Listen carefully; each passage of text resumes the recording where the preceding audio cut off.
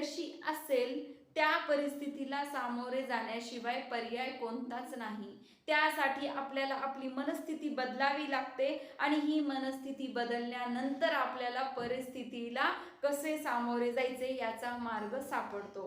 एक छोटंसं स्पष्टीकरण सांगते। 3 बहीण भावंडे बाहेर फिरायला निघाली।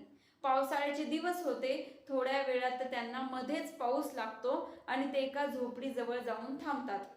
बराच वेळ निघून जातो, परंतु अद्यापही पाऊस कमी झालेला नसतो आणि हे तिघही त्या झोपडीजवळ थांबलेले असतात। तेव्हा त्यांची बहीण त्यांना विचारते की तुम्हाला या झोपडीला पाहून आणि ह्या पावसाच्या थेंबाला पाहून काय वाटते? तेव्हा तिचा भाऊ म्हणतो तिला, ताई मला असे वाटते की कदाचित ह्या थेंबाचे नशीबच खूप दुर्दैवी आहे। हा थेंब खरंच दुर्दैवी आहे। तेव्हा या झोपडीवर येऊन पडला।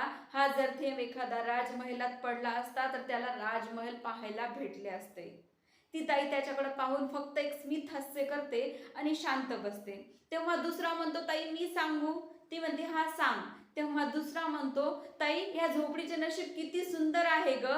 हे जेव्हा पावसाचे थेंब या झोपडीवर पडताय तेव्हा ही झोपडी अगदी मोत्यांनी सजवल्यासारखी दिसते। उत्तर दोघांचे वेगवेगळे, प्रश्न दोघांचा सारखाच होता, परंतु उत्तर अगदी भिन्न होते।